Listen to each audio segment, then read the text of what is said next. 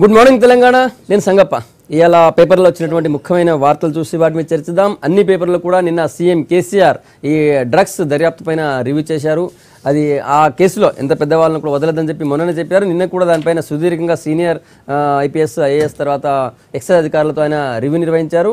మొగ్గలోనే తుంచేయాలి, ఇది ఏమాత్రం ముందుకు పోవడానికి అవకాశం లేకుండా దీన్ని ఇక్కడే కట్ చేయాలనే ఉద్దేశంతోనే చాలా ఇంత సీరియస్గా దర్యాప్తు చేస్తున్నామని చెప్పి సీఎం చెప్పారు. అయితే కేవలం ఒక రంగాన్ని లేకపోతే సినీ రంగాన్ని టార్గెట్ చేసుకున్నారన్న విమర్శలు కూడా ఆయన తోసిపుచ్చారు. కాదు, అందరినీ చేస్తున్నాం, అందులో ఆ ఎంక్వైరీలో భాగంగా వాళ్ళు వచ్చారు కాబట్టి వాళ్ళని చేస్తున్నామని చెప్పారు. తర్వాత వేరే రాష్ట్రాలు వేరే నగరాలతో పోలిస్తే హైదరాబాద్లో చాలా తక్కువగా ఉంది, ఆ ఉన్న తక్కువనే కట్ చేయాలన్నదే మా ఉద్దేశం అని చెప్పారు. ఎందుకంటే హైదరాబాద్ బ్రాండ్ ఇమేజ్ దెబ్బతింటుంది అన్నటువంటి విమర్శలకి ఆయన ఈ విషయం చెప్పారు. అదొక మెయిన్ వార్త అన్నింటిలో కూడా. ఇక రెండో వార్త చూసుకున్నట్టయితే క్రికెట్ మహిళల ప్రపంచ కప్ ఫైనల్లో పోరాడి ఓడినటువంటి కెప్టెన్ మిథాలీ రాజ్ని నిన్న సీఎం కేసీఆర్ సన్మానం చేశారు, అభినందించారు. ఆమెకి ₹1,00,00,000 నజరానా, తర్వాత 600 గజాల స్థలం ఇస్తా అని చెప్పారు. కోచ్ కూడా 25 లక్షల నజరానా ఇచ్చారు సీఎం కేసీఆర్. ఆమె పోరాట స్ఫూర్తి మిగతా ఆటగాళ్ళందరికీ కూడా ఆదర్శంగా ఉందని చెప్పారు. చాలా గట్టిగా పోరాడారు, మంచి స్ఫూర్తితో పోరాడారని చెప్పి సీఎం ఆమెను అభినందించారు. ఆ వార్త కూడా ఒకటి ప్రధానంగా ఉంది. ఆ తర్వాత అటు బీహార్ అసెంబ్లీలో బీహార్ ముఖ్యమంత్రిగా ప్రమాణ స్వీకారం చేసినటువంటి నితీష్ కుమార్ నిన్న బల పరీక్షలో నెగ్గారు. 131 తర్వాత ఈయనకు వచ్చాయి, 108 ప్రతిపక్షాలకు వచ్చాయి. ఆయన బల పరీక్షలో నెగ్గారు. ఆ వార్త కూడా ఒకటి పేపర్లు ప్రధానంగా తీసుకున్నాయి.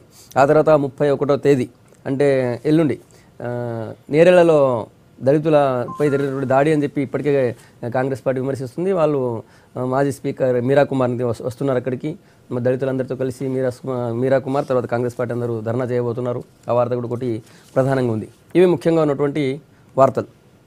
ఈ డ్రగ్స్ ఇష్యూకి వచ్చినట్టయితే ఒకవైపు కొందరు హైదరాబాద్ బ్రాండ్ ఇమేజ్ దెబ్బతింటుందని, మరికొందరు సినీ రంగాన్ని టార్గెట్ చేసుకున్నారన్నటువంటి విమర్శలు వస్తూ ఉన్నాయి.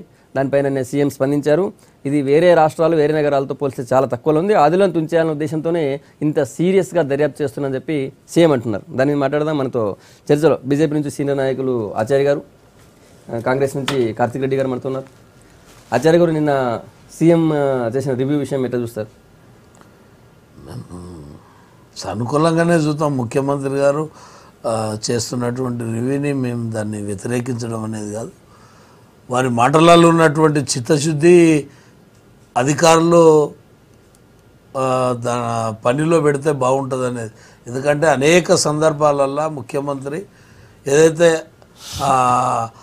కొన్ని విషయాలు ఇలాంటివి బహిర్గతమైనప్పుడు నేను కఠినంగా చర్యలు తీసుకుంటా, నేను దాన్ని విడిచిపెట్టే ప్రసక్తే లేదని పెద్ద పెద్ద మాటలు మాట్లాడినటువంటి సందర్భాలు ఉన్నాయి. అవన్నీ కూడా నీరుగారినటువంటి సందర్భాలు కూడా మనం చూసినాం అనేక విషయాలల్లో. ఆ రకమైనటువంటి దర్యాప్తు కొనసాగుతుంది. ఇప్పుడు ఆ రకమైనటువంటి ధోరణిలో పోకుండా ముఖ్యమంత్రి గారు నిజంగానే దీని మీద ఇది ఏదో టీఆర్ఎస్ పార్టీ లేకపోతే ఈ ప్రభుత్వమే దీనికి చర్యలు తీసుకోవాలని కాదు, ప్రజలు కూడా అన్ని పార్టీలు కూడా మేమందరం కూడా సహకరించాల్సినటువంటి బాధ్యత మా పైన ఉంది. ఖచ్చితంగా ఏదైతే ముఖ్యమంత్రి చెప్పిన మాట ఏదైతే ఉందో ఆ రకంగా దిశలో పయనిస్తే బాగుంటుంది. కానీ కక్ష సాధింపు దిశగానో లేకపోతే అంటే ఉంటాయి రకరకాలు ఉంటాయి. కక్ష సాధింపులు ఉంటాయి, కాసుల సాధింపులు ఉంటాయి, రకరకాల వ్యవహారాలు నడుస్తున్నాయి అనేది కొంత ప్రచారం అవుతున్నది. ఎందుకంటే ఆ ఇండస్ట్రీ మీదనే కేవలం అంటే అనేక రకాల వాళ్ళు దీంట్లో ఇమిడి ఉన్నా కేవలం ఒకవైపే పోతున్నది అనేది మనకు స్పష్టంగా కనపడుతున్నది. ఎందుకంటే అక్కడ కాసులు ఎక్కువ ఉంటాయి కాబట్టి రాలినా రాలుతాయనే ప్రయత్నం కూడా చేస్తున్నారు. ఆ పార్టీకి సంబంధించిన వాళ్ళు అనేది కూడా ఉంది, ఒక చర్చ నడుస్తున్నది. కాబట్టి ముఖ్యమంత్రి ఏదైతే డ్రగ్స్ మీద జరుగుతున్న విచారణని మీరు కాసులు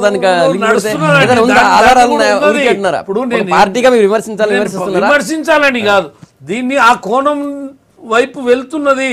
అట్లా కాకుండా దీన్ని సమూలంగా నిర్మూలించేందుకు ముఖ్యమంత్రి ఏదైతే మాట ఇచ్చిండో దాని మీద ఆ ప్రయత్నం జరిగితే బాగుంటుందని మా ఉద్దేశం. దానికి మేము కూడా సహకరిస్తాం. కార్తిక్ రెడ్డి గారు, మీ అభిప్రాయం ఏంటి? గత 15 రోజులుగా మనం చూస్తున్నామన్న హైదరాబాద్ని, ముఖ్యంగా తెలంగాణ రాష్ట్రాన్ని ఈ డ్రగ్స్ విషయం కుదిపేస్తుంది. మనము లాస్ట్ టైం నేను వచ్చినప్పుడే చెప్పాను, దీన్ని మనం వేర్ల నుంచి పీకాల్సిన అవసరం ఉంది. తూతు మంత్రాన హంగామా చేస్తూ ఏదో సినిమా స్టార్లకు కొంతమంది నోటీసులు ఇచ్చి ఏదో చేస్తున్నామని చెప్పించుకునే విధంగా చేస్తే బాగుండదని ఆలోచన మనం ఆ రోజు కూడా మాట్లాడడం జరిగింది. ముఖ్యమంత్రి గారు ఎట్టకేళ్ళకి నిన్న రివ్యూ తీసుకోవడం, ఏం జరుగుతుంది, ఏం చేయాలా, మళ్ళీ ఒక ఇన్వెస్టిగేషన్ జరుగుతున్నప్పుడు ముఖ్యమంత్రి గారికి పరిధి ఉంటుందో ఉండదో ఆ ఇన్వెస్టిగేషన్ ఎలా చేయాలని చెప్పడానికి బహుశా ఉండదని నేను అనుకుంటున్నాను. కానీ ఏదో కొన్ని సూచనలు ఇచ్చింటారు. నిన్న ముఖ్యమంత్రి గారు ఆ విషయం ఏం చెప్పినారంటే, ఎవరైతే వాడుతున్నారో వారిని బాధితుల్లాగానే చూడాలా అనేది ముఖ్యమంత్రి గారు చెప్పినారు. దాంట్లో టెక్నికల్ విషయం ఒకటి ఏంటి సంగతి అంటే, ఎన్డీపీఎస్ యాక్ట్ ప్రకారం వాడిన వ్యక్తికి కూడా ఏదో శిక్ష అనేది ఒకటి ఉంటుంది. గాంజాయి వాడితే ఒక 2 నెలల్లో లేదా కౌన్సిలింగో, ఆ పైన ఏఎస్టీసీ లాంటి MDMA లాంటిది వాడితే కొన్ని రోజుల్లో, అలా డ్రగ్ బట్టి పనిష్మెంట్ కూడా దాంట్లో ఉంది. ముఖ్యమంత్రి గారు వాడిన వాళ్ళని మీరు ఏమనుకోవద్దు, ఒట్టిగా సరఫరా చేసిన వాళ్ళలో లేదా డీల్ చేసిన వాళ్ళలో లేదా పెడ్లర్లనే మీరు శిక్షించండి అని చెప్పడం పరిధి ఉంటుందో ఉండదో అనేది కూడా మనం ఒకసారి ఆలోచన చేయాలి. బహుశా ఉండదని నేను అనుకుంటున్నాను. సిటీ ఇన్వెస్టిగేషన్ ఇప్పుడు సాగుతుంది. అమ్మిన వాళ్ళే పెద్ద నేరస్తులు కదా, అమ్మిన వాళ్ళు అంటే ముఖ్యమంత్రి గారికి ఆ పరిధి ఉంటుందో ఉండదని కూడా నేను చెప్తున్నాను. అదే ఎన్డీపీఎస్ యాక్ట్ ప్రకారం ఇప్పుడు ప్రస్తుతం ఒక ఇన్వెస్టిగేషన్ జరుగుతుంది. ముఖ్యమంత్రి గారు ఇన్వెస్టిగేషన్ చట్టపరంగా చేసుకుంటా పోండి అని చెప్పగలిగే ఒక శక్తే ఉంటుంది. కానీ ఇన్వెస్టిగేషన్ ఈ విధంగా చేయండి, బాధితులుగా మీరు డ్రగ్స్ వాడే వాళ్ళని చూడండి అని చెప్పే ఒక లిబర్టీ ముఖ్యమంత్రి గారికి కాదు ఇంకెవరికో ఉంటుందని నేను అనుకోవట్లేదు. అలా చేస్తే కూడా అంటే వాస్తవానికి బాధితులు వాడే వాళ్ళందరూ కూడా బాధితులే. వాళ్ళకి ఏదో విధంగా ఊర్లో మనం ఏం చేస్తామంటే కళ్ళు కంపౌండ్లో కళ్ళు అలవాటు చేస్తారు ఫస్ట్. ఎందుకంటే కొంచెం అలవాటు చేస్తే రోజు వచ్చి కళ్ళు తాగుతారు కదా, మనం కళ్ళు అలవాటు చేద్దాము. అదే దాంట్లో మందు కళ్ళు అంతా కూడా అలవాటు చేస్తారు. దాంట్లో గట్లనే ఇది కూడా అనుకోవాలి, మనం కొంచెం అలవాటు చేస్తారు. వాస్తవం బాధితులుగానే చూడాలి. కానీ చట్టాల్లో బాధితులుగా చూసే అది ఉండాలి కదా, చట్టాల్లో కూడా ఉండాలి కదా. ఆ విధంగా ఉందో లేదో కూడా మనం ఆలోచన చేసుకోవాలి. అదొకటి. రెండో విషయం నిన్న ముఖ్యమంత్రి గారు మాట్లాడుకుంటూ హైదరాబాద్లో చాలా తక్కువగా ఉంది ఈ డ్రగ్స్ మొత్తం పెనుభూతం, కేసులతో సహా చెప్పారు. వేరే మిగతా రాష్ట్రాల్లో మనం క్లియర్గా ఒక విషయం మనం క్లియర్గా మాట్లాడుకోవాలి.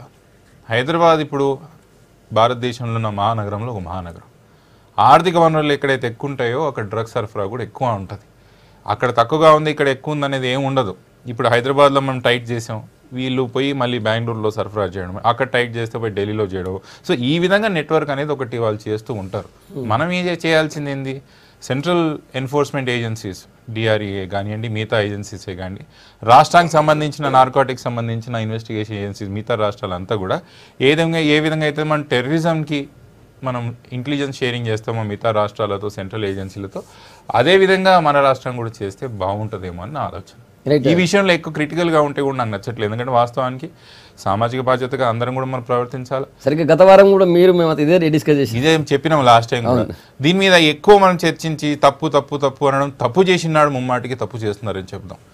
ఏదో ఒక ప్రయత్నం చేస్తున్నప్పుడు ప్రయత్నం సహకరిద్దాం. ప్రయత్నంలో లోపం ఉన్నప్పుడు ఆచార్యని అన్నాడు, చాలా విషయాలు మీరు ఆదిలోనే మొదలు పెడతారు, ఏదో భీమరూపం చూపుతారు, దాని తర్వాత ఏమైతే లేదని. ఇది కూడా అట్లా కావద్దని మనం కోరుకుందాం. ఎందుకంటే అందరి పిల్లలు కూడా దీంతో నష్టపోతారు. రేపు చిన్న స్కూళ్ళలో చిన్న పిల్లలు స్కూళ్ళకి వచ్చింది, మన పిల్లలు కూడా స్కూల్కి పోతున్నారు. ఆ విషయం మనం కూడా ఆలోచన చేసుకోవాలి సంగతి. ఆ విధంగా మనం కూడా ఆలోచన చేయాలి.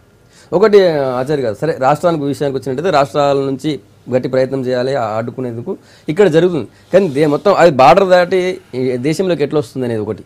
ముందు మీరు ఎయిర్పోర్ట్లో చిన్న బంగారం తీసుకొచ్చిన వెంటనే గుర్తుపట్టే టెక్నాలజీ ఉన్న టైంలో మొత్తం బార్డర్ దాటి ఆ షిప్ ద్వారానో లేకపోతే ఇంకో రకంగా దాటి వస్తుంటే మరి కేంద్ర ప్రభుత్వ ఏజెన్సీలు ఏం చేస్తున్నాయి అనేది ఒక ప్రశ్న ఉంది. అంటే ఎయిర్పోర్ట్ ద్వారానే వస్తున్నదని మనం నిర్ధారించలేము. ఎయిర్పోర్ట్ ద్వారా వస్తలేదని అంటున్నారు. ఓకే, రకరకాల ద్వారా మాఫియా ఏ రకంగా తీసుకురావాలనేది వాళ్ళకు ఉన్నటువంటి దాంట్లో ఒక పాయింట్ యాడ్ చేస్తారు. దీంట్లో మేజర్గా వచ్చేది ఈ మధ్యలో డార్క్ వెబ్లో ఆన్లైన్ ఆర్డర్ ఎక్కువ వస్తుంది అనేది చాలా అదే మనం వస్తువులని ఇంపోర్ట్ చేసుకునే దాంట్లో ఆన్లైన్లోనే ఎక్కువ. అదేం పెద్ద వెయిట్ కానీ అదేదో దాంట్లో ఉండదు కదా, ఏదో ఒక బుక్ పెట్టి దాంట్లో అంతా కూడా పెట్టేసి కూడా పోస్ట్ చేయొచ్చు. రకరకాల ఇప్పుడు నేరస్తులు వాళ్ళకున్నటువంటి తెలివితోటి చేస్తున్నారు. దీన్ని సెంట్రల్ కూడా ఇప్పుడు రాష్ట్ర ప్రభుత్వం ఇవంతా చేసిన తర్వాత ఈ దోషుల ద్వారా ఎట్టొస్తుందనేది తెలుస్తుంది కదా. ఇన్వెస్టిగేషన్ల. అదే దాని ద్వారా అవన్నీ మూలాలు కూడా మూసేటువంటి ఉంటాయి. కేంద్రమైనా రాష్ట్రమైనా చేయాల్సినటువంటి బాధ్యత ఉంది. దీని మీద రెండు ప్రభుత్వాలు సీరియస్ గా తీసుకోవాలి. దేశం మొత్తం ఇక్కడ జరుగుతున్నది కాబట్టి మధ్యప్రదేశ్లో నిద్రపోవాలి, ఢిల్లీలో సపోర్ట్ చేయకుండా ఉండాలి, ఇంకో దాని గురించి మాట్లాడొద్దు అనేది కాదు. దేశవ్యాప్తంగా ఏకకాలంగా రైట్స్ జరగాలి.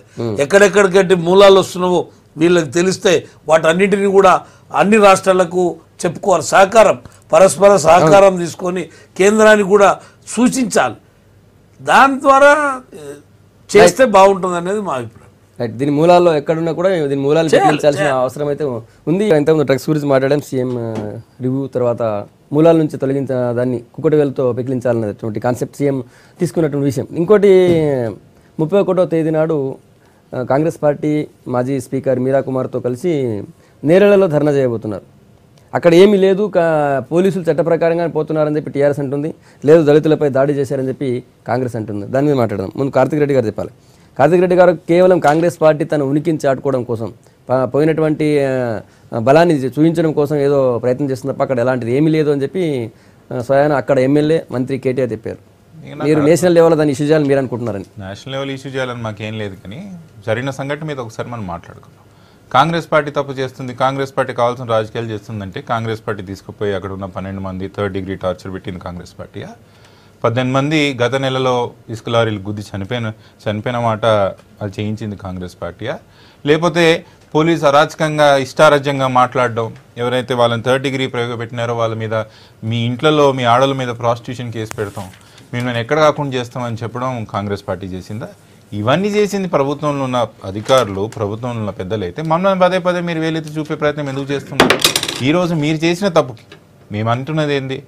ఆడ అక్రమంగా ఇసుక దందా నడుస్తున్నది, దాన్ని మీరు ఎంకరేజ్ చేస్తున్నారు. మంత్రి గారు మీ నియోజకవర్గంలో జరుగుతుంది దందా అని మా యొక్క లీడర్లు మాట్లాడితే మీరేంది సక్కమైన వాళ్ళ, మేము మా దగ్గర బ్రహ్మాండంగా నడుస్తుంది. నాకు అర్థం కాని విషయం ఇంకోటి ఉన్నది అండి. కేటీఆర్ గారు సిరిసిల్లకు ఎమ్మెల్యే, ఓ ప్రాంతానికి ఎమ్మెల్యేగా ప్రాతినిధ్యం వహిస్తున్న వ్యక్తి. ఆ నియోజకవర్గంలో పోలీసులు 12 రోజులు 3rd డిగ్రీ టార్చర్కి కొంతమందిని గురి చేస్తే మీ రెస్పాన్స్ ఏ విధంగా ఉండాలా? పోలీసుల అధికారుల మీద మీరు సస్పెండ్ చేయాలో, వాళ్ళ లేదా క్రమశిక్షణ పద్ధతిగా ఏదైనా చర్యలు తీసుకోవాలా? వాళ్ళని ఎంటేసుకొచ్చి కొట్టింది మంచి పని చేసిండ్రు, అసలు ఏ విధంగా కొడతారు? పోలీసులు కొట్టడం అనేది ఎప్పుడన్నా మీరు అసలు ఉందా? ఈ మనం న్యాయ వ్యవస్థలు ఉందా? కోడ్ ఆఫ్ క్రిమినల్ ప్రొసీజర్ 1976లో క్లియర్గా మెన్షన్ చేస్తుంది. ఏమంటది? మనం అరెస్ట్ చేయాల్సిన పద్ధతులు ఇవి, అరెస్ట్ చేసిన తర్వాత మెజిస్ట్రేట్కి అప్పచెప్పాల్సిన పద్ధతి ఇవి. ఇక్కడ కొట్టే ప్రొసీజర్ అక్రమంగా కొట్టిందే కాకుండా వాళ్ళు ఇంటేసుకురావడం ఎంత దారుణం. అందుకే కాంగ్రెస్ పార్టీ ఈరోజు మంత్రి గారు ఏదైతే సూడో సీఎంగా ఉన్న కేటీఆర్ గారి నియోజకవర్గంలో ఏదైతే ఇన్సిడెంట్ జరిగిందో దాన్ని మేము వ్యతిరేకిస్తూ పెద్ద ఎత్తున ప్రోగ్రామ్స్ ఆర్గనైజ్ చేసుకున్న దాంట్లో తప్పేముంది? దాంట్లో మీరు అంతా ఉలిక్కి ఎందుకు పడుతున్నారు? తప్పు చేసింది మీరు ఆ రోజు నిజానికి కూడా మీకు సంబంధం లేదు ఇసుక దందాలని మీరు స్పష్టంగా మీకు ఉండింటే, నిజానికి కూడా ఆ 12 మంది తప్పు చేయలేదు, లేదా 12 మంది పోలీసులు అరెస్ట్ చేసి 3rd డిగ్రీ టార్చర్ పెట్టినప్పుడు మీరు ఆ పోలీసులను సస్పెండ్ చేసినప్పుడు ఆ రోజు మాకు నిజంగా కూడా ఏదో ఉండేది, కరెక్ట్గా చేస్తున్నారు కదా అని. లేదు, మీరు ఇసుక దందాల్లో ఒక భాగస్వాములు పంచుకుంటూ మీరే పోలీసులను ఎంకరేజ్ చేస్తూ ఈ యొక్క అక్రమ దందాన్ని, అక్రమ రవాణాన్ని మీరు ఎంకరేజ్ చేస్తున్నప్పుడు కాంగ్రెస్ పార్టీ ప్రతిపక్షంగా మా బాధ్యత మేము నెరవేరుస్తాం. దాన్ని చేస్తున్నందుకు మీరు తప్పెందుకు పడుతున్నారు? టీఆర్ఎస్ నుంచి పొలిట్ బ్యూరో సభ్యుడు ఎర్రల శ్రీనివాస్ గారు కూడా వచ్చారు. రైట్. ఆచార్య గారు మొన్న మీ బీజేపీ వాళ్ళు కూడా అక్కడ పోయినారు. ఏంది కేవలం కొన్ని పార్టీలు చేస్తున్నది, మన కేటీఆర్ గారు చాలా సుదీర్ఘంగా దానికి సంబంధించి వివరణ ఇచ్చారు. బీజేపీ ఎట్లా చూస్తారు? వాస్తవంగా ఈ ఇష్యూని బయటికి తీసుకొచ్చింది కూడా దళితుల మీద పోలీసు వాళ్ళు టార్చర్ చేసిన తర్వాత బయటికి తీసుకొచ్చింది కూడా బీజేపీ. తర్వాత దాన్ని అడ్డుకోవాలని ధర్నా కూడా చేయనీకపోతే వాళ్ళ మీద మళ్ళీ కేసులు పెట్టారు. అంటే ఈ ప్రజాస్వామ్య వ్యవస్థల ధర్నాలు చేసుకునే హక్కు కూడా లేదు. కనీసము రాస్తారోక చేసి ప్రభుత్వానికి తెలియజెప్పుదామని, అంటే పోలీసులు ఈ రకంగా చేసిర్రని ప్రభుత్వానికి తెలియజెప్పుదామంటే ఎవరెవరైతే పోయినరో వాళ్ళందరి మీద అక్రమ కేసులు, ఆ ఎస్పీని అడుగుదామని పోతే ఆ ఎస్పీ గారు కూడా కేసులు పెట్టడం జరిగింది. ఇట్లా ఇవన్నీ చూస్తుంటే అసలు ఏది కూడా ప్రశ్నించొద్దు, ప్రశ్నిస్తే మిమ్మల్ని శిక్షిస్తాం. ఎలా ఇసుక ఇంతకుముందు మాఫియా ఏంటంటే ఊర్లలో ఉన్నటువంటి ఒకరిద్దరు వాళ్ళు మాఫియా లేక తయారై వాళ్ళు తీసుకొని పోయేది, వాళ్ళే అమ్మేది, వాళ్ళు రాత్రిపూటనో పోలీసు వాళ్ళ కింద ఎవరిని ఇచ్చుకొని అది చేసేది. ఇలా వాళ్ళందరూ బంద్ అయిపోయి దీన్ని ఇల్లీగల్ని లీగలైజ్ చేసిరు. ఇలా మా దగ్గర డిండి ఏదైతే దుందుబి బాగుందో మొత్తం గవర్నమెంటే పోలీసు వాళ్ళే బందోబస్తు అని హైదరాబాద్ లోకల్ ఉన్నటువంటి వాళ్ళు చేసుకునేది, కనీసం లోకల్ వాళ్ళు బతుకుదేరు కానీ వచ్చేది. ఇప్పుడు లోకలైజ్ లేదు, ఇది సెంట్రలైజ్ అయిపోయింది. రాష్ట్ర ఖజానా సెంట్రలైజ్ అయింది ఇది. దీన్ని ఖజానాకు దానికి ఒక్కటి వేబిల్ కడతారు, దాని మీద రోజు 3 పోతాయి. మీరేదో ఇది చాలా పారదర్శకంగా నడుస్తుంది అనకండి. ఇది నిజంగానే పెద్ద డ్రగ్స్ మాఫియా ఎట్లనో దానికంటే ఎక్కువ ఇసుక మాఫియా ఉన్నది. దీని మీద ఏం చేయనీకలేదు. మేము దుందుబి వాగు మీద మేము అడ్డం పడితే సిఐ అంటాడు మిమ్మల్ని లోపటేస్తా అంటాడు. ఎందుకు సార్ అంటే లేదు మీకు అయితే చూడు మీ ఇష్టం అనే విధంగా భయపెట్టిస్తున్నారు. భయపట్టించాడంట సంగప్ప గారు. కాంగ్రెస్ హయాంలో ఇసుక దందా, ఇప్పుడు పెద్దలందరూ కూడా ఇసుక దందా, అక్రమ దందా, బినామీలు ఇవన్నీ కాంగ్రెస్ పార్టీ చేసినటువంటి కాంగ్రెస్ పార్టీ హయాంలో నడిచినాయి. ఇసుక దందా ఇప్పుడు ఇవాళ ఇసుక దందా ఎవరు చేస్తున్నారు? కాంగ్రెస్ పార్టీలో ఇసుక వల్ల వచ్చేటువంటి ఆదాయం 10 కోట్లు. ఇలా టీఆర్ఎస్ పార్టీ ఇసుక తీసుకురావడం వల్ల ప్రభుత్వానికి వచ్చే ఖజానా 450 కోట్లు. అంటే ప్రతి ఏటా 450 కోట్ల రూపాయలని కాంగ్రెస్ పార్టీ నొక్కేసింది అనుకోవాలా. ఇలా ఈ టీఆర్ఎస్ ప్రభుత్వం ఏర్పడ్డ తర్వాత సంవత్సరానికి ఏటా 440 కోట్లు అదనంగా ఇస్తుంది. మరి ఇన్ని కోట్ల రూపాయలని కాంగ్రెస్ ప్రభుత్వం ఉన్నటువంటి పెద్దలు, రాజకీయ నాయకులు వీళ్ళందరూ ఇవన్నీ ప్రభుత్వానికి పెద్ద బొక్క పెట్టారు అనుకోవాలా. అంటే ప్రభుత్వానికి ఖజానాకు కూడబెడుతుంటే మీరు ఖజానా ఖాళీ అయిందని చెప్తుండ్రు. ప్రభుత్వంలో మేము వచ్చినాక ఇసుక వల్ల ప్రభుత్వానికి లాభం జరిగింది. కానీ మరి ఇంత 10 సంవత్సరాలు కాంగ్రెస్ పార్టీ, 9 సంవత్సరాలు తెలుగుదేశం పార్టీ ఉంది కదా, ఈ ఇసుక క్వారీల వల్ల ఎంత నష్టం జరిగింది ప్రభుత్వానికి? అంటే ప్రభుత్వానికి మేము చేసే పని మేము చేస్తున్నాం. గత కొద్ది సంవత్సరాలుగా మీరు మీ ఫాలోవర్స్కి, మీకున్నటువంటి అండదండలో ఉన్నటువంటి నాయకులకు, రాజకీయ నాయకులందరికీ కూడా ఇసుక దోపిడీ జరిగింది. దోపిడీని అరికట్టింది టీఆర్ఎస్ పార్టీ. ప్రభుత్వాన్ని ఖజానా పెంచుతుంది టీఆర్ఎస్ పార్టీ. దానికి ఉలికెందుకండి? దీంట్లో ఆదాయం తెస్తుంటే కూడా దాన్ని ఓర్చుకోవాలనేటువంటి పరిస్థితి ప్రతిపక్షాలు చేస్తుంటే అసలు ఏం మాట్లాడతాం? అంటే ప్రభుత్వానికి ఖజానా కూడా చేయొద్దు, ఖజానాను కూడా కూడగొట్టదు. నేనేమంటున్నా సంగప్ప గారు, కాంగ్రెస్ పార్టీ చెప్పాలి 10 సంవత్సరాలు అధికారంలో ఉన్నప్పుడు ఇలా మేము అధికారంలో ఉంటే ప్రతి ఏటా 450 కోట్ల రూపాయలు ప్రభుత్వానికి ఇస్తున్నాం, మేము ఖజానా వస్తుంది. కాంగ్రెస్ పార్టీలో 10 కోట్లు మిగిలిన అమౌంట్ ఏమైంది? ఈ అధికార పక్ష నాయకులకి ఎట్లుందంటే తెలివితేటలు మాకే ఉన్నాయి, ఇంకెవరికి లేవు అనేది పైన అగ్రనాయకులు మాట్లాడుతుంటారు. గదే ఉంచుకుపుచ్చుకున్నారు శ్రీనివాస్ మా సోదరుడు కూడా. మేమే తెలియగా మాట్లాడుతున్నాం, అవతలకి తెలివితేటలు లేవు, మేము మాట్లాడింది గొంతు ఉంది కదా అరుచుకున్నాక పోతుంది, అదే కరెక్ట్ అయితే. ఒక మాట చెప్తాను. మీరేమన్నారు? ఈ ఫోన్ ఉందన్న, ఈ ఫోన్ మేము అమ్మలేదు, మీరు వచ్చిన తర్వాత ఈ ఫోన్ మీరు అమ్ముకున్నారు, ఆదాయం మీకు వస్తుందా రాదా? ఈ ఫోన్ మా దగ్గర ఉన్నప్పుడు గట్లనే ఉన్నది, దీన్ని తీసుకుపోయి మీరు అమ్ముకున్నారు. అమ్ముకున్నది మాత్రం జరగలేదు అంటారా? దాని విషయం కూడా చెప్తాను. మీకు ఫస్ట్ ఇది చెప్పండి, ఆదాయం విషయం మాట్లాడుతున్నారు కదా. ఈ ఫోన్ ఈడ ఉన్నదాన్ని మేము అమ్ముకోలేదు, గట్లనే వదిలేసినాం, మీరు తీసుకుపోయి ఈరోజు అమ్ముకున్నారు. అమ్ముకున్నంత మాత్రాన మీరు అమ్మలేదు, మేము అమ్మినాం చూసినాం అంటే మీరు అమ్ముకొని నువ్వు ఆదాయం చేసుకున్నావు, ఏం పైకి ఏం ఉడిపడలేదు. రెండో విషయం ఆదాయం విషయం.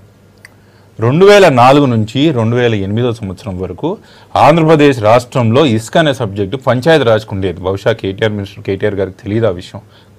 పంచాయతీ రాజ్లో ఆ రోజు టెండర్ల పాడిన ఓన్లీ 2 జిల్లాలు, ఈస్ట్ గోదావరి అండ్ కృష్ణా జిల్లాలు, వెస్ట్ గోదావరి జిల్లాలోనే ఆ రోజు టెండర్లు పాడినారు. ఆ 4 సంవత్సరాలు ఏదైతే ఆదాయం వచ్చిందో డైరెక్ట్గా పంచాయతీ రాజ్కి మరియు జిల్లా పరిషత్కి పోయింది కాబట్టి నీ మైన్స్ రికార్డులో రాలేదు. మంత్రి గారు చాలా తెలియగా ఇంకోటి ఏం చేస్తున్నారు, 2013లో మీకు వచ్చింది 13 కోట్లు, 2015లో కూడా మంత్రి గారు చాలా తెలియగా మిస్ చేసింది ఏంటంటే 2015లో కూడా అలా ఆదాయం 13 కోట్లు. అది మీరే కదా గవర్నమెంట్లో ఉంది, మళ్ళీ 13 కోట్లు ఎడికెళ్ళి వచ్చింది. 2012లో 0 సంగప్పన ఆదాయం. అంటే ఈ రాష్ట్రంలో ఇసుక 1 కిలో అమ్మినా కూడా గవర్నమెంట్ ఏదో సిండేజ్ తీసుకుంటారు కదా, 0 ఎందుకు వచ్చింది? 2012లో సుప్రీంకోర్టు చాలా క్లియర్గా గైడ్ లైన్స్ ఇచ్చింది, ఈ ప్రకారం మీరు ఇసుకలు అమ్మాలా.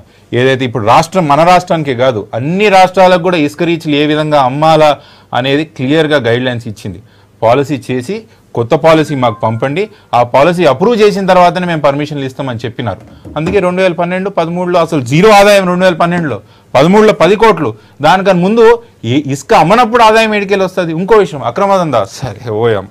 నాకు విషయం అర్థం కాదు ఏంటంటే మంత్రి గారు ఈరోజు చాలా తెలివితేటలుగా మాట్లాడుతున్నారు. 400 కోట్లు 400 కోట్లు 400 కోట్లు 10 సంవత్సరాలు లెక్కేస్తే 4000 కోట్లు మీరు కాంగ్రెస్ వాళ్ళు ఎక్కడ వేసుకున్నారని భాష కూడా చక్కగా మాట్లాడడానికి రాదు మంత్రి గారికి. ఆ విధంగా మాట్లాడతారు. అసలు నాకు అర్థం కాని విషయం ఏంటంటే కాంగ్రెస్ వాళ్ళు అంతా ఇసుక తినేసిరు అనుకున్నాం. మరి ఈయన ఇంటికెళ్ళి తెచ్చిండి ఇసుక? ఈయన అదే సినిమా అలీ తీసుకొచ్చి బీదర్లో ఇసుక చల్లుతున్నట్టు ఈయన ఇంట్లోకి వెళ్ళి తీసుకొచ్చి ఇసుక చల్లుతున్నాడా పైలలా? నాకు అర్థం కాదు. ఇసుక లేని ఇసుక నువ్వేడికెళ్ళి అమ్ముతున్నావు? కాంగ్రెస్ వాళ్ళు ఇసుక అంతా తినేసిరు అనుకుందాం. లేని ఇసుక నువ్వేడు అమ్ముతున్నావు? రంగారెడ్డి జిల్లాలో ఏ విధంగా అయితే మేము రంగారెడ్డిలో గవర్నమెంట్ భూములు ఆదాయం చేసి మేము కాపాడుకున్నావు, నువ్వు అమ్ముకొని డబ్బులు చేసుకుంటున్నావు, తెలంగాణలో నిక్షేపిస్తున్నావు ఇసుకను కూడా అదే విధంగా తీసుకొని నువ్వు ఆదాయం చేసుకుంటున్నావు. అది నీ ఘనత ఏం కాదు మంత్రి గారు.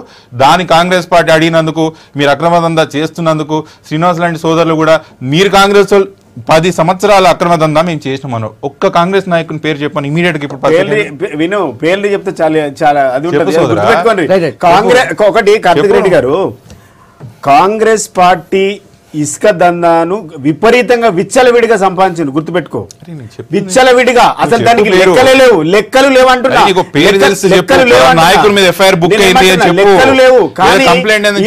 అంటే మీరు అనుకుంటారు అంటే మేము చెప్పిందే కరెక్ట్ అని. మీరు కనీసము విను, కాంగ్రెస్ పార్టీకి ఎంత సోయి లేదు అని అంటే కాంగ్రెస్ పార్టీ కనీసము దీని వల్ల ప్రజలకు లాభం చేకూర్చాలి, దీనికి ఒక క్రమబద్ధీకరణ చేయాలి అనేటువంటి సోయి కాంగ్రెస్ పార్టీకి లేదు. ఇలా కాంగ్రెస్ పార్టీకి లేని సోయిని మేము దీని వల్ల ప్రభుత్వానికి లాభం జరుగుతుంది, ప్రజలకు లాభం జరుగుతుంది. మీరు ఎక్కడున్నా నేనేమంటా ఎవరిని నేనేమంటున్నా మీరు అంటున్నారు. కార్తిక్ రెడ్డి గారు లెక్కలు చెప్పింది కదా, 2004 నుంచి 2014 వరకు 2014 వరకు మీరే ఉన్నారు కదా. ఈ 10 సంవత్సరాలలో ఎందుకు తీయలే? మరి ప్రభుత్వానికి వచ్చేటువంటి ఆదాయాన్ని ఎందుకు క్యాల్కులేషన్ చేసుకోలేకపోయింది? ప్రభుత్వానికి ఆలోచన ఎందుకు రాలేదు? అంటే కాంగ్రెస్ పార్టీకి ఒక విధి విధానమే లేదు అనేది చాలా క్లియర్ గా చెప్పిండ్రు. కాంగ్రెస్ పార్టీకి ఒక విధి లేదు, ఒక విధానం లేదు, ప్రభుత్వము ప్రజల కోసం ఏమైనా చేయాలన్నటువంటి సోయి కాంగ్రెస్ పార్టీకి లేదు కదా. ఒక పక్క దళితులని భయపెట్టి దళితుల గురించి ఇలా పోలీసుల మీద ఏం చర్యలు తీసుకోవట్లేరంటే అర్థం ఏందన్నట్టు. రెండోది ఇవాళ నేరల్లా 8 తారీఖు బస్సు 15 తారీఖు అక్కడ ఇన్సిడెంట్ జరిగింది. ఆ రోజు మేము మా ఊరికి చాలా దగ్గర ఇసుక లారీలు వాస్తవంగా పోతున్నాయి, అవన్నీ ప్రాజెక్టుల కోసం పోతా ఉన్నాయి. ఒక అతను ఇసుక లారీ వస్తున్నటువంటి లారీకి ఎదురుగా ఆయన డ్రింక్ చేసి వెళ్తున్నాడంట. వెళ్తుంటే ఇప్పుడు ఎట్లుంటుందండి, స్కూటర్ వానికి సైకిల్ వాడు గుద్దిండు తప్పే ఉంది అవుతుంది, స్కూటర్ ఉంది అవుతుంది. కారోనికి బైక్ వాడు గుద్దిన అనుకో తప్పే ఉంది అవుతుందండి. అదే లారీకి సైకిల్ వాడు గుద్దినా లేకుంటే సైకిల్ పోయి లారీకి గుద్దినా తప్పే ఉంది అవుతుందండి, లారీ ఉంది అవుతుంది డెఫినెట్. ఇది అంటే మనం ఈక్వేషన్లో అయితే ఈయన ఎదురుగా పోయి యాక్సిడెంట్ చేసుకున్నాడా లేకుంటే తాగి ఉన్నాడన్నమాట మాత్రం వాస్తవం. అయితే దీంట్లో కొట్టడంలో అరెస్ట్ చేయాలి, వీడు ఎస్సీ ఉన్నాడా బీసీ ఉన్నాడా ఇవన్నీ చూడరండి. వినండి, కొట్టింది తప్పేనే 100%. పోలీసులు కొట్టిన దాంట్లోనే తప్పే అంటున్నా, కాదంటలేండి. కానీ కానిస్టేబుల్ మీద చర్యలు తీసుకురా మేము అడిగేది. కానీ నేనేమంటున్నా, కానీ వాళ్ళు దళితుల పైన దాడులు చేసిరని, దళితుల పైన కేసులు పెట్టిందని, దాంట్లో కేసులు పెట్టిందని అక్యూజ్డ్ ఎవరు ప్రజలు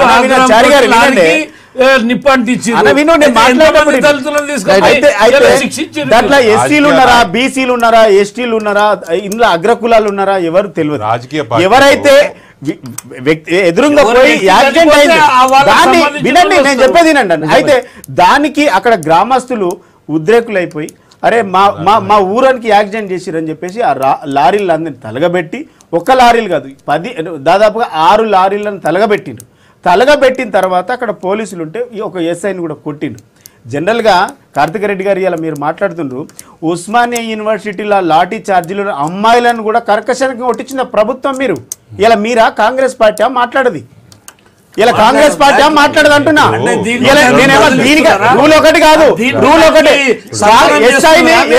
ఎస్ఐలు అక్కడ దళితులను కొడుతున్నారు. అరే వినండి ఈక్వల్ కాదు, నేనేమంటే ఈక్వల్ అంటే అరే ఈక్వల్ అంటే నేను దాడి గురించి పోలీసులు కొడతారా పోలీసులు కొడతారా అని అన్నదానికి నేను సభకు చెప్తున్నా. అయితే ఒక ఎస్ఐని డైరెక్ట్ పట్టుకొని కొట్టడం వల్ల పోలీసులు కొంతమందిని అరెస్ట్ చేసిండ్రు, లోపల 3rd డిగ్రీ 4th డిగ్రీ జైలుకు పోయేంత వరకు కొట్టిందన్న సంగతి ఎవరికి కూడా తెలియదు.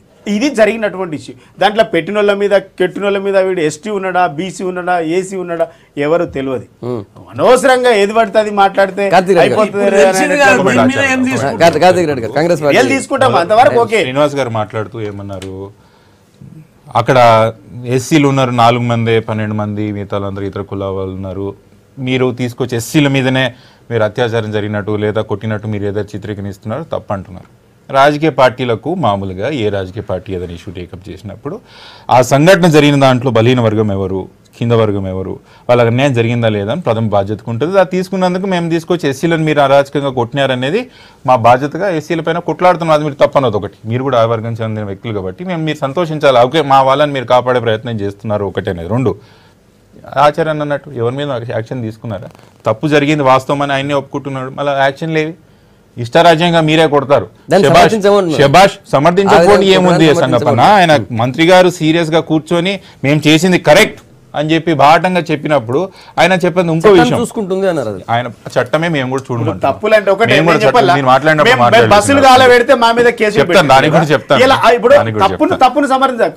లారీలు గాలబెట్టడం, కేసులు పెట్టండి, కేసులు పెట్టండి. నేను వదిలేమని నేను చెప్పట్లేదు. మీరు ఆ రోజు వాళ్ళ మీద కఠిన చర్యలు తీసుకొని కేసులు, చట్టపరమైన కేసులు పెట్టింటే మీ సంఘటన ఉండేది కాదు, ఏం కాదు. మీరు ఎత్తుకోపోయి 12 రోజులు కొట్టడం తప్పని మేము చెప్తున్నాం, కొట్టిందని మేము చెప్తున్నాం, ముమ్మాటికి జరిగింది, అవన్నీ కొట్టిందని చెప్తున్నాం. ఇంకో విషయం, తెలంగాణ ఉద్యమం అప్పుడు మీరు మమ్మల్ని పోలీసులు ఉస్మాన్ యూనివర్సిటీలో కొట్టలేదని, ఆ రోజు తెలంగాణ ఉద్యమంలో అందరం పంచుకున్నాం కదా, పాలు పంచుకున్నాం కదా, సీమాంధ్ర పెత్తందారి వ్యవస్థకు వ్యతిరేకంగా కొట్లాడినాం కదా, ముఖ్యమంత్రులు, డీజీపీలు, చీఫ్ సెక్రటరీలు ఆంధ్ర వాళ్ళ మాటలు వింటున్నారనే కదా మనం తెలంగాణకు తెచ్చుకున్నాం.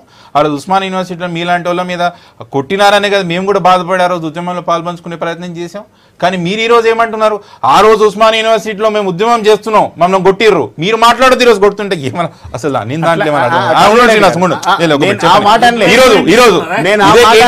ఇదే కేటీఆర్ గారు అమెరికాకు పోయి అమెరికాకు, యూరోప్, ఆస్ట్రేలియా, సింగపూర్ మిగతా దేశాలంతా పోయి పెద్ద పెద్ద ప్రచారాలు, పెద్ద పెద్ద స్పీచ్లను ఇస్తున్నారు కదా. ఈరోజు ఐటీ కంపెనీలు స్పీచ్లు ఇస్తున్నారు కదా, మీరు తరపిస్తున్నట్టు అదే ఉస్మాన్ యూనివర్సిటీలో 2 నిమిషాలు కేటీఆర్ గారు మాట్లాడమని నేను చూస్తా. తెలంగాణ ఉద్యమం పురుడు బస్సు కనుక ఆడ మాట్లాడమని నేను చూస్తా. ఇసుక లిఫ్టింగ్ గురించి మాట్లాడతారు, మేము లిఫ్ట్ చేసిన పెద్ద గొప్పతనం అని. నదుల ఇసుక లిఫ్టింగ్ చేయొద్దు సంగప్పన్న, చేస్తే డీసిల్టింగ్ అయ్యి నీళ్లు నిల్వని చెప్పి కామన్ సెన్స్ మన అందరికి ఉండాలి. కాంగ్రెస్ పార్టీ మీకు అసలు యోచన లేదు, మీకు ప్లానింగ్ లేదు, అందుకే మీరు ఒకటి వాస్తవం అది మీరు చెప్పింది చాలా భౌగోళికంగా చాలా ఇంపార్టెంట్ నిజానికి భూగోళిక. కానీ గతంలో కూడా జరిగినాయి, గతంలో ఏ ప్రభుత్వానికి కావచ్చు, కాంగ్రెస్ కావచ్చు, టీడీపీ కావచ్చు, ఎప్పుడైతే రియలైజేషన్ పెరిగిందో అప్పటి నుంచి విపరీతంగా ఇసుక తరలింపు జరుగుతుంది. ఆ తరలింపులో చెప్తా, ఎలా పాలమూరు జిల్లాల మిషన్ భగీరథ కొల్లాపూర్కి వెళ్ళి కడతాల దాకా మిషన్ భగీరథ పైప్ లైన్ వేసారు. దానికి శాండ్ ఎక్కడికి వెళ్ళి తెచ్చిర్రు, లీగల్గా తెచ్చిర్రా, ఇల్లీగల్గా తెచ్చిర్రా, ఒక్కసారి మీరు వెరిఫికేషన్ చేయండి. ఇలా ఇంత పెద్ద ప్రాజెక్టుకే ఇల్లీగల్ ఇసుక వాడినప్పుడు గ్రామాలల్లా ఒక చిన్న బాత్రూమ్ కట్టుకుంటే ఆ పక్కన ఉన్నటువంటి వాగులకి వెళ్ళి ఒక ట్రాక్టర్ తెస్తే వాళ్ళని ఆ ట్రాక్టర్ సీజ్ చేస్తున్నారు, డ్రైవర్ని అరెస్ట్ చేస్తున్నారు, మొత్తం హరాస్మెంట్ చేస్తున్నారు. విషయంలో గవర్నమెంట్ టెండర్ లేకుండా ఇసుకని ట్రాక్టర్ల ద్వారా పని చేస్తుంటే వీళ్ళ కళ్ళకు కనపడతలేవని అడుగుతున్నా. వెసులుబాటు ఉంటుంది, ఇల్లీగల్ గా తెచ్చుకునే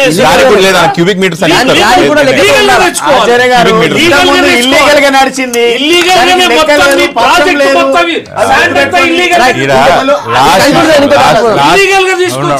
లాస్ట్ విషయం చెప్తున్నా. మొన్న మా పార్టీ నాయకులు గోల్డ్ షైన్ మైనింగ్ అనేదో మైనింగ్ కార్పొరేషన్ ఒకటి తీసుకొని దాంట్లో వీళ్ళ ఇంకో చిన్న నాయకుడు సంతోష్ గారు ఉన్నారు, దీంట్లో డైరెక్ట్గా మీరు రీచ్లు అప్పు చెప్పినారని ఇల్లీగల్ మైనింగ్ మేము చేస్తున్నా వాళ్ళు చెప్తున్నా, శ్రీనివాస్ గారు చెప్పాలి. శాండ్ మైనింగ్ మళ్ళీ చెప్తున్నానన్న, ప్రభుత్వం భవిష్యత్తు తరాలకు వనరులను కాపాడాల్సిన బాధ్యత ఉంటుంది. మేము ఉన్నాం కదా ఈరోజు భూములు అమ్మేస్తాం, ఇసుక అమ్మేస్తాం, డబ్బులు ఆదాయం చేసుకున్నట్లు కూడా అది మంచి విషయం కాదు. మీరు అమ్ముకున్నారు, పైసలు చేసుకున్నారు, మేము అమ్ముకోలేదు, పైసలు చేసుకోలేదు. అక్రమదంతా మా దాంట్లో అక్రమదంతా మా దాంట్లో ఒకవేళ మేమే మొత్తం ఇసుక ఎత్తేసినామని చెప్తున్నాడు కదా మంత్రి గారు, మళ్ళీ మీరు ఎడికెళ్ళి ఇచ్చి ఇసుక అని అంటున్నా నేను.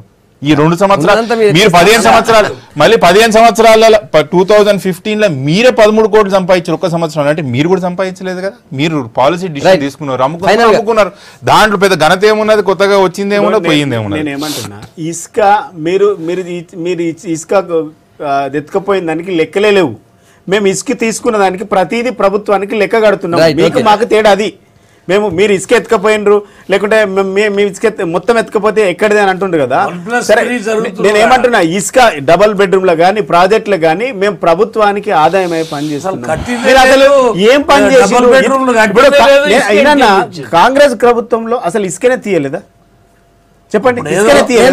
ఇప్పుడు ఎక్కడ తీస్తున్నారు? అదే అంటున్నా, ఇసుకనే తీయలేదా మీరు? చెప్తాను, ఇసుకనే తీయలేదా? అందుకనే ప్రభుత్వానికి లాభమయ్యే పని మేము చేస్తున్నాం, ప్రతిదీ లీగల్ గా. అంటే గతంలో ఎవడు పడితే వాడు ఇసుక తోడుకపోవడం, కోట్ల రూపాయలకు అమ్ముకోవడం, కోట్లకు పడిగలెత్తున్నారు. కానీ ఇవాళ ఎవడైనా సరే ప్రతిదానికి లెక్క ఉండాలి, ఒక పత్రం ఉండాలి, దానికి ఒక పద్ధతి ఉండాలని ఒక ప్రభుత్వం నేనేమంటాను, ఒక విధానం. గతంలో ఒక లారీ కొనాలంటే 40,000 50,000 ఉంటుండే, 60,000 అయింది అది. శ్రీనివాస్ వినండి, ఇసుక కాంగ్రెస్ పార్టీ అప్పుడు ఎత్తలేదని ఇసుక ఎత్తకుండా కన్స్ట్రక్షన్ బిజినెస్ నడవదు, వ్యాపారాలు జరగవు, ఇసుక అందరు కూడా ఎత్తింటారు. నేను మళ్ళీ చెప్తున్నా, మా దగ్గర ఏమి ఇల్లీగల్ జరగలేదని అంటలేను, మీ దగ్గర ఎక్కువ జరుగుతుంది అంటే సమానంగా జరిగి ఉంటుంది. కానీ మీరు చేయలేదు, నేను చేసిన అని ఎప్పుడు తప్పు అంటున్నా. వనరులు ఆడనే ఉన్నాయి, మీరు ఆడనే సంపాదించుకున్నారు. గ్రామ పంచాయతీలకి పంచాయతీరాజ్ వ్యవస్థ కూడా మీరంటారు. సరే, ఇంకో టాపిక్ చూద్దాం, అదే కంటిన్యూ అవుతుంది అది.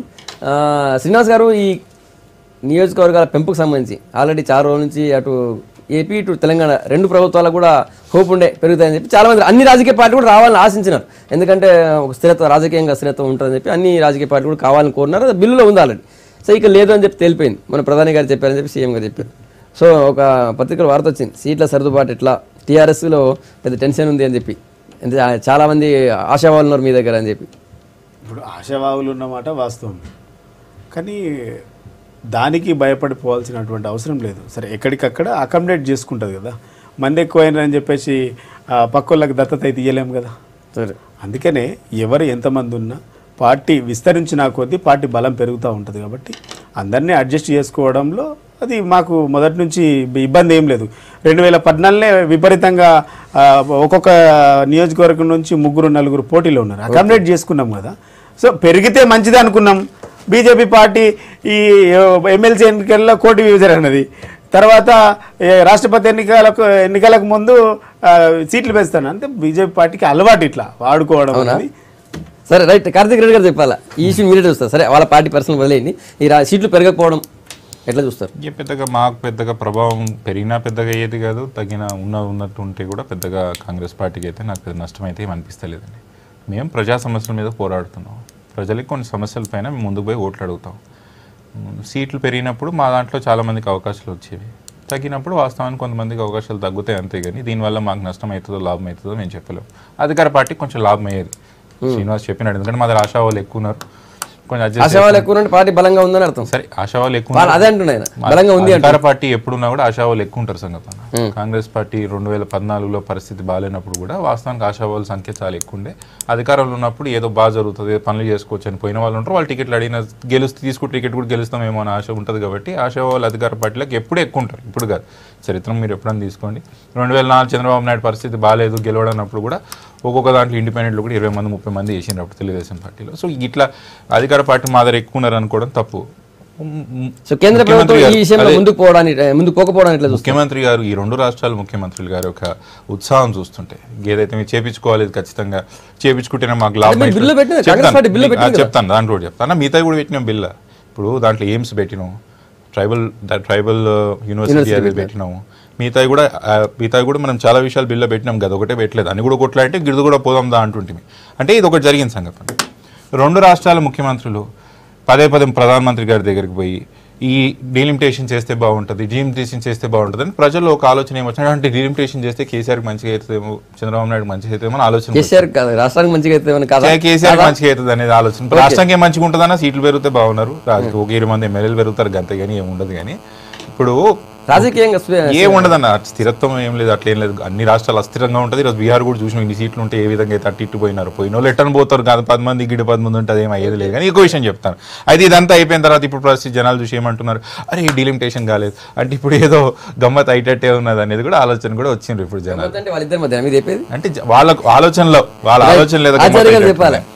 శ్రీరన్న మాట్లాడుతూ బీజేపీ వాళ్ళు మాట తప్పుడు అలవాటు అని అంటే అసలు మాట ఎవరు ఇచ్చిర్రో ఆయన చెప్పాలి. ఎవరు ఇచ్చిర్రని అంటే బిల్లులో పెట్టింది వాస్తవం, కానీ ఈయనకు బీజేపీ వాళ్ళు ఎప్పుడైనా మాట ఇచ్చిర్రు అనేది ముఖ్యమంత్రి మొన్న స్టేట్మెంట్ ఏమి ఇచ్చిందంటే మేము ఏ సందర్భంలో కూడా మేము అడగాలనుకోలే, దాంతో మాకు ఫరక్ పడేదే లేదు, మేము అడగలేదు, చేస్తే బాగుంటుంది చేస్తే బాగుంటుంది అని ఆయన అభిప్రాయం చెప్పిండు. కానీ మేము ఎప్పుడు అడగలేదని కూడా చెప్పిండు. అయితే ఇవాళ అనేక కారణాలు ఉండొచ్చు, చేయాలా చేయొద్దా అనేది. ఇప్పుడు న్యాయశాఖకు హోమ్ మినిస్ట్రీ పంపించడము అవన్నీ కూడా జరుగుతున్నాయి. పంపిస్తే ఏం రిపోర్ట్స్ వచ్చినాయి అనేది ఎక్కడ కూడా రాలే, న్యాయశాఖ ఎక్కడ కూడా విశదీకరించలే. పత్రికలు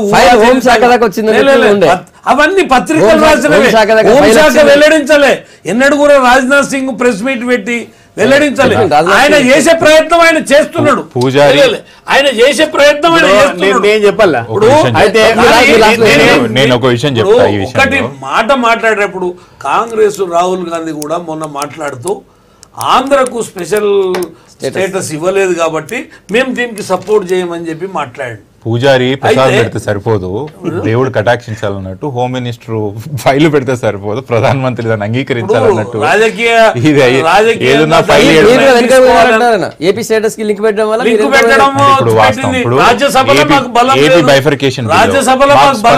స్పష్టత ఉందన్న,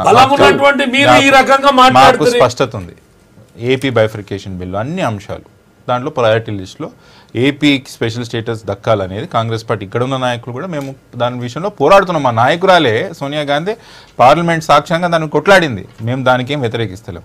అట్లాంటి అంశాలు అన్ని కూడా చేసుకురండి, దీన్ని కూడా సహకరిస్తామని చెప్పినాం. కానీ మేము అదొకటే చేస్తామంటే దానికి వ్యతిరేకం అని చెప్తున్నాం. ఆశావాహులు ఎక్కువయ్యారు, ఎందుకంటే ఆశ పెట్టినందుకే ఎక్కువయ్యారు. ఇలా వాళ్ళకి ఇబ్బంది జరగవచ్చు, కానీ ఇలా రేపు ఏం జరుగుతుంది అనేది అవతల దాంట్లోకి వెళ్ళి గుంజుకున్నప్పుడు బలమైంది, రేపు ఇళ్ళకెళ్ళి పోతున్నప్పుడు బలహీనమైతుంది. నేనేమంటున్నా అన్న, విను, గుంజుకుంటారు నీకు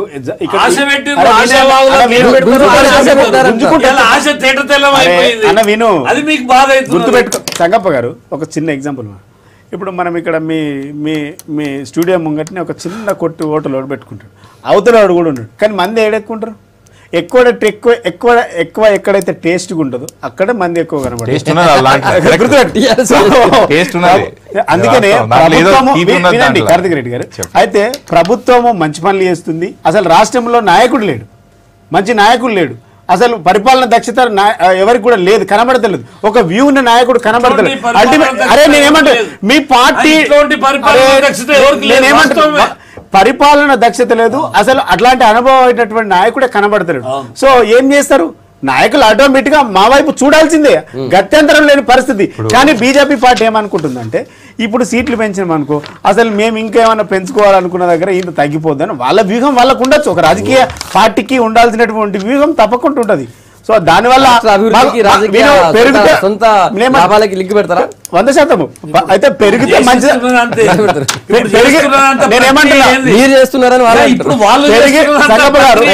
పెరిగితే మంచిదని అనుకున్నాం, పెరగకపోతే కూడా మాకు నష్టమేం లేదు. మాకు రావాల్సిన సీట్లు వస్తే తెచ్చుకుంటాం. వీళ్ళిద్దరు మొదలు పంచాయతీలు మాకెందుకు, వాళ్ళు ఏం మాట్లాడుకున్నారో స్టార్ట్ అయిన కదా మనకు మొదలుకు వచ్చి ఇప్పుడు ఏమనుకున్నాం మనకు తెలియదు. ఆ విషయం డీలిమిటేషన్ విషయం పక్కన పెడితే అసలు నాయకుడే లేడు, ఇప్పుడు ఇంకో నాయకుడు రాడు అది ఇదంటే 3 సంవత్సరాలు మీరు అధికారంలో ఉన్నారు. కాంగ్రెస్ పార్టీ 10 సంవత్సరాలు 20 సంవత్సరాలు 30 సంవత్సరాలు అధికారంలో ఉన్నప్పుడు ఏదో ఒక నాయకుడు ఏదో ఒక రూపంలో వచ్చాయి. ఆ రోజు ఎన్టీ రామారావు గారు వచ్చినారు. తర్వాత ఆ విధంగా మన తెలుగు రాష్ట్రాల్లో కూడా చూసినాం. మరి రాడనేది అనుకోకుండా మా నాయకులు ఏదో రోజు మాకు బాహుబలి వస్తాడు, మేము కొట్లాడతాం, మా సంగతి కూడా Right. చూద్దాం. చూద్దాం మరి. అంటే వాళ్ళు ఎవరో రావాలని వెయిట్ చేస్తున్నారు. ఇది ఇక్కడ గమ్మత్ ఏంటంటే మీకు బాహుబలి రావాలని ఎదురు చూస్తుండ్రు, మా దగ్గరనే బాహుబలి ఉన్నాడు. రాజకీయాలలో రావడానికి పెద్ద సమయం ఏం పట్టదు. Right, చూద్దాం మరి ఆ బాహుబలి ఎవరు వస్తారో సమయం ఇప్పుడు లేదు ఇప్పుడు మిత్రమా. బాహుబలి అవతల వాళ్ళ కోసం పార్టీలన్నీ అవతల నాయకత్వం అవతల నాయకుడు అన్నమా? లీడర్ల కోసం థ్యాంక్ యూ శ్రీనివాస్ గారు, కార్తిక్ రెడ్డి గారు, ఆచార్య గారు. Good morning Telangana. మీ అభిప్రాయాలు చెప్పినందుకు. ఇది గుడ్ మార్నింగ్ తెలంగాణ. రేపు పొద్దున మళ్ళీ కలుద్దాం. Stay tune.